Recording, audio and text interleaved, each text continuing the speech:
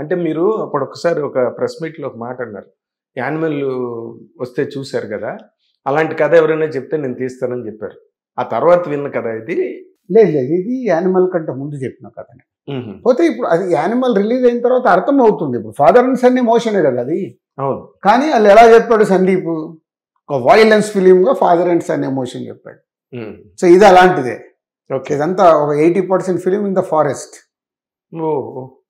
ఇదంతా majority film 24 అవర్స్లో జరుగుద్ది. 24 గంటలు సినిమా మొదలైపోయి ఒక 15 నిమిషాలు అయిపోయిన తర్వాత స్టార్ట్ అవుతే అక్కడ నుంచి అంతా ఒక రోజులో జరుగుద్ది. 2.5 గంటల cinema, 2 hours 34 minutes with rolling titles and smoke cards everything. 2.5 గంటల్లో 24 గంటలు కథ చెప్పేశారా? ఇంకొకటి, ఇప్పుడు నితిన్ తను కంటిన్యూస్గా సక్సెస్ అన్నదానికి చాలా దూరం అయిపోయాడు. ఇప్పుడు అతన్ని ఏ విధంగా ప్రజెంట్ చేద్దాం అనుకున్నా కూడా డైరెక్టర్కి ప్రొడ్యూసర్కి ఇద్దరికి కూడా అదొక పెద్ద ఛాలెంజ్. ఈ సినిమాలో నితిన్ అనే ఒక హీరోకి, అంటే ఫ్లాప్స్తో ఉన్న హీరోని తీసుకొచ్చి మీరు చేస్తున్నారు cinema. What is your challenge in this అండి? అంటే ఎప్పుడండి ఇప్పుడు ఇక్కడ వాళ్ళు హీరోలు, చిన్న హీరో కానీ, మిడ్ రేంజ్ హీరో కానీ, స్టార్ హీరో కానీ, వాళ్ళు హీరోలు. ఆ హీరో సినిమా ఎందుకు ఫ్లాప్ అవుద్ది? అందరు ఫ్లాపులు తీస్తారు కదా, ఎందుకు ఫ్లాప్ అవుద్ది సినిమా? నచ్చకపోతే ఫ్లాప్ అవుతుంది అంతే. ఏం నచ్చకపోతే? కథ నచ్చకపోవచ్చు, లేకపోతే హీరో క్యారెక్టరైజేషన్ కథ నచ్చకపోతే. ఫస్ట్ బేస్ ఇస్ అ కథ. ఎవరు ఏమి చేసినా కథ సరిగ్గా లేకుంటే ఆ హీరోది ఆ సినిమా వర్కౌట్ అవ్వదు. ఇది హిస్టరీ, ఇప్పుడు కాదు, తెలుగు సినిమా పుట్టిన 80 ఏళ్ళ నుంచి ఇది అదే. కథ చెప్పడం అంటే కథ కానీ కథనంతో కానీ ప్రేక్షకుణ్ణి మనం ఇన్వాల్వ్ చేయడం కదా. సో అందుకే అది కరెక్ట్గా లేకుంటే ఫ్లాప్ అవుతుంది. 1. 2, మీరు ఇందాక అన్నారు అంటే హీరో క్యారెక్టరేషన్ బాగా లేకుంటే, కథ బాగుండి కొన్ని హీరో క్యారెక్టరేషన్ అనేది, నేను అది నమ్మను. ఎందుకు నేను నమ్మను అంటే, మీరు కథ కరెక్ట్ చెప్పినప్పుడు ప్రేక్షకుడు కథనే ట్రావెల్ అవుతాడు, అక్కడ ఉన్న పాత్రల్ని ట్రావెల్ అయిపోతాడు.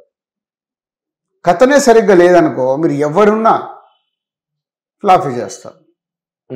స్టార్ హీరోల్ని చూసాం, మిడ్ రేంజ్ హీరోల్ని చూసాం, చిన్న హీరోల్ని చూసాం, మామూలు సినిమాలు కూడా చూసాం. Ultimate is a స్టోరీయే.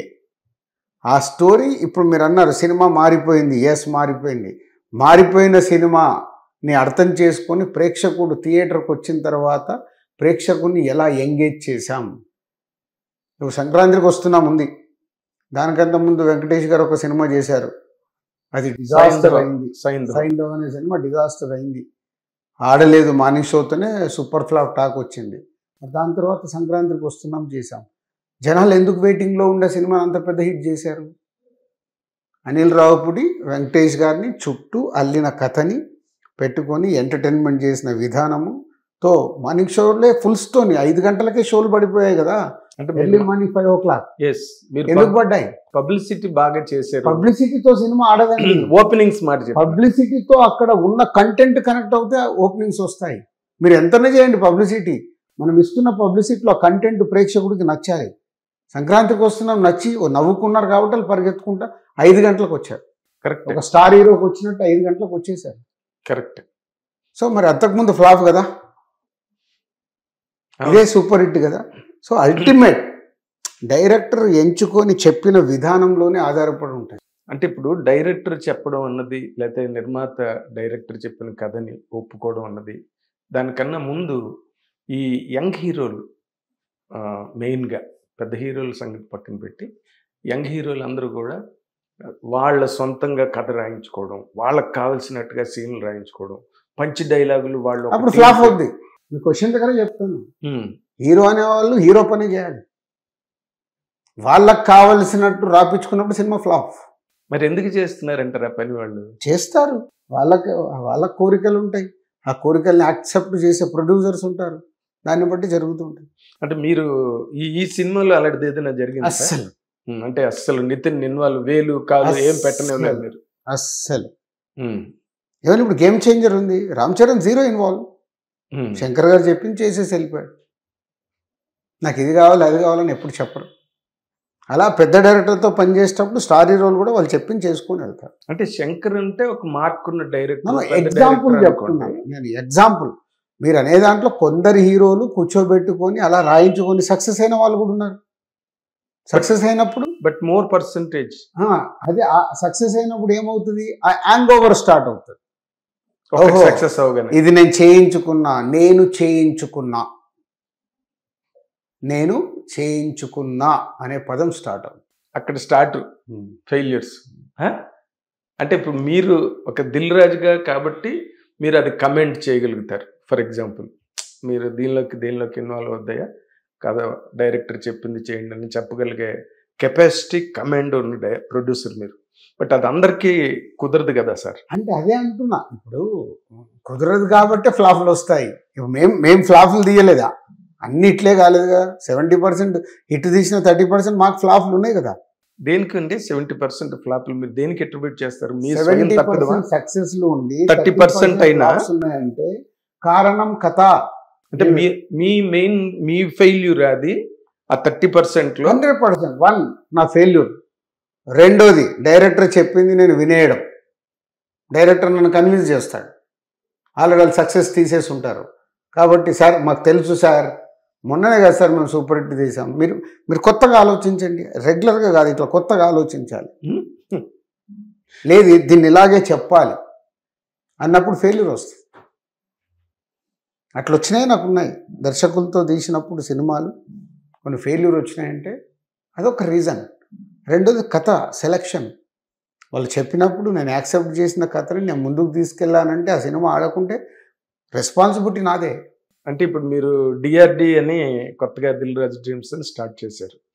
మీరు ఈ డ్రీమ్స్ అని మీరు మొదటి నుంచి చేస్తున్న పనే కదా, కొత్త డైరెక్టర్లు ఛాన్స్ ఇవ్వడం ఇంకా చేయాలి కదా. ఇప్పుడు దిల్ రాజు డ్రీమ్స్లో not only directors, 360 degrees of film industry, సినిమా ఫీల్డ్ పైన ఇంట్రెస్ట్ ఉండి రావాలనుకునే ఈవెన్ ప్రొడ్యూసర్స్ కూడా మేము అక్కడ ఎంకరేజ్ చేస్తాం.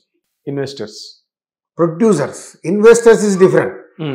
ప్రొడ్యూసర్స్ మీరున్నారు, మీకు సినిమా తీయాలని ప్యాషన్ ఉంది, మీ దగ్గర డబ్బు ఉంది, కానీ ఎలా వెళ్ళాలో తెలియదు, వెళ్తే మోసపోతారు, అది రైటా రాంగా మీకు తెలియదు, ఆ కథ కరెక్టా కాదా తెలియదు, దానికి ఎంత మార్కెటింగ్ ఉంది మీకు తెలియదు, దిగేస్తారు, దిగేసి మధ్యలో స్టక్ అయిపోతారు, అటు వెళ్ళలేక ఇటు కంప్లీట్ చేయలేక స్ట్రగుల్ పడతారు.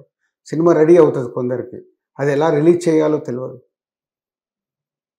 అది యాక్చువల్ రీచ్ అవుద్దా లేదా కూడా మీకు తెలియదు. అట్లా కోకొల్లలు సినిమాలు ఇండస్ట్రీలో వాళ్ళ పక్కన పడి ఉన్నాయి. సో నాకు వచ్చిన తడరే మనకి ఇంత ఎక్స్పీరియన్స్ ఉంది కదా, అది రైట్ రాంగ్ నేను దేవుణ్ణి కాదు, అట్లీస్ట్ ఒక దారి చెప్పగలుగుతా. నా టీంని అలా ప్రిపేర్ చేశా, మీరు దారి చూపియండి. మనం ఎన్ని సినిమాలు తీస్తున్నాం, ఏం ఆడుతున్నాయి ఏం ఆడట్లేదు, మన చుట్టుపక్కల ఎన్ని సినిమాలు జరుగుతున్నాయి, ఈ సంవత్సరం ఏం ఆడాయి ఏం ఆడుతాయి, నాన్ థియేట్రికల్ పరిస్థితి ఎలా ఉంది, మళ్ళీ పడిపోయింది, అందరు నాన్ థియేటర్ ఓటీటీ ఇంత వస్తుంది సార్ మాకు అని మొదలు పెడతారు. అసలు ఓటీటీ కొనేవాడే లేడు. అవును, రియాలిటీలో లేక చాలామంది ఫైనాన్షియల్గా డ్యామేజ్ అవుతారు. సేమ్ టైం దాంట్లో నటించే నటీనటులు కావచ్చు, టెక్నీషియన్స్ కావచ్చు, వాళ్ళకి ఏదో కొంచెం డబ్బు వస్తుంది ఆ సినిమా పరంగా పనిచేసినప్పుడు, కానీ వాళ్ళ కెరియర్స్ అన్ని జీరో అవుతాయి. వాళ్ళు ఏమనుకుంటారంటే ఏదో లేదు, వాళ్ళ కెరియర్స్ జీరో, ఆ సినిమా పేర్లు చెప్పుకొని వెళ్ళిపోయి వాళ్ళు ఏం ముందుకెళ్ళలేరు. అంటే ఇంతమందికి ఒక సినిమా డ్యామేజ్ చేస్తుంది. సో దానికోసమే డిఆర్డి. ఎంత గైడెన్స్ ఇవ్వగలుగుతాం మనం, అదేలేండి.